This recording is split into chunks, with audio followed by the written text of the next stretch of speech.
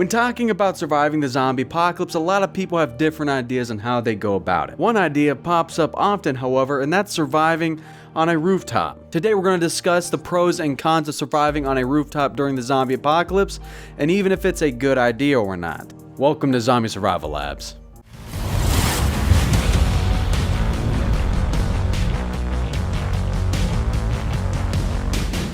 The idea for surviving on a rooftop has been around for quite some time. But the idea for surviving on a rooftop became popular when suggested by Zombie Survival Guide by Max Brooks, and again in Dawn of the Dead when the survivor seeks shelter in the mall and on the rooftop as well. So why do people think this is a good idea? Let's look at some pros, let's look at some cons, let's get scientific in here. For one, it offers a vantage point which allows you to have a good line of sight to see oncoming threats and see your surroundings better. And two, it acts as an extra layer of defense. Most roofs only have one, maybe two entrances to access it. And by barricading the entrances to the roof and barricading the building itself, you're basically doubling your line of defense, which essentially makes it twice as difficult for zombies to have access to you. And, well, that's about it. I tried to find more reasons why surviving on a rooftop would be a good idea, and I dove deep into the internet, deep into video games, and I couldn't find a good reason that didn't also add 3 more bad reasons to it. It actually turns out that there's not a whole lot of material for rooftop survival out there. Which is weird, because you'd think everybody would want to know this information. But you guys keep commenting how great of an idea it is on my video, so I thought, you know, why not look into it and see if it actually is. So we have this pros list over here with all the good ideas.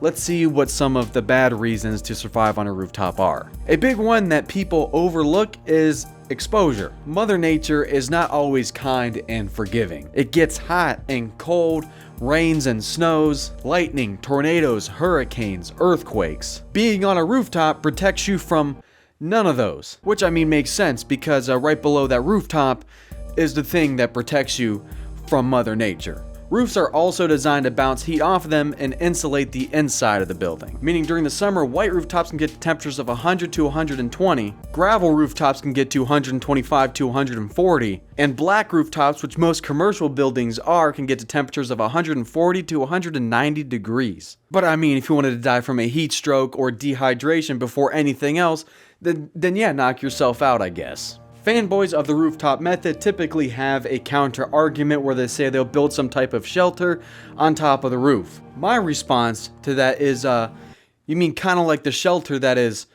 right below your feet, the very thing you are standing on. I mean, I don't know if you know this or not, but the reason we build buildings is to protect us from Mother Nature. So I can't see the benefit in building something on top of the same thing that we are trying to build. Not only does it not protect you from the elements, but it puts you in a situation where you were easily trapped. Like I said earlier, rooftops only have a couple of access points to it. By barricading access to the roof, you are making it difficult to get off of that roof. Whether you're trying to just scavenge or because you're getting overrun by zombies, you just made it that much more difficult to get off of that roof. And again, fanboys of the rooftop method like to brainstorm ideas and say that what they're talking about is a one-story building that you could easily jump off of or use a ladder to get off of. But what if you have children in your group? What if someone jumps off the roof and injures themselves? I mean, if you're talking about escape situations, you basically set yourself up for a last resort situation already from the start. And then what about doing supply runs and then getting all that stuff you brought back onto the roof? You've blocked the entrances to the roof, so how do you plan on getting your stuff up there or getting it down from there? That actually takes us to our next point, which is more work. Now, hard work typically pays off in the long run, but there's a difference between hard work and working smart. You need to build a garden, you need a way to collect water, you need a place to sleep at night, you gotta build shelter for yourself, and you gotta have a way to store everything. All of which is going to take longer because you're starting everything from scratch. And you also got to find a way to get everything on top of the roof. But let's pretend like you did for a second find a way to get everything up on the roof. I can guarantee you it was more work than it needed to be. Now, as you already can tell, I'm not a big fan of the rooftop survival method because it just doesn't make sense for me. But when I looked into this, I tried to be objective. I tried to take away my bias and look at the facts at hand, the pros and the cons.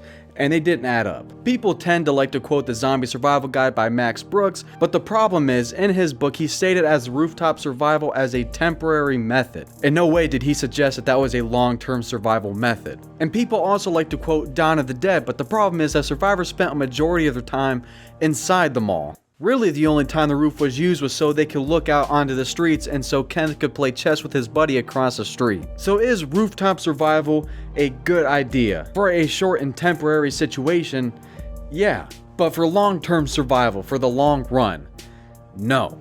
The more logical and sensible approach would be to just survive in the building you are standing on and utilize the obvious benefits that the roof gives you. We already know that the roof offers a great vantage point, so it's smart to have someone up there keeping a lookout for potential threats. And since we are on the topic of roofs, if you have an A-frame house, it's basically a water collection unit for you. If you have a gutter, when it rains, water will run down the roof into the gutter, and if you put a barrel at the end of that gutter, you'll be collecting a lot of water. At least more so than a tarp because you have a larger surface area to cover. But what do you guys think? Did I miss any pros or cons? Let me know in the comment section down below. I also want to make more of these videos, so if you have any ideas of places I should talk about next, like schools or prisons, let me know down there as well. Like this video if you found it helpful or entertaining, and don't forget to subscribe, but also hit that notification bell. I go live every Sunday to talk to you guys, so if you don't want to miss out on that, hit that notification bell so you get notified. My name is Tyler, and you are one step closer to surviving the zombie apocalypse. I'll see you later.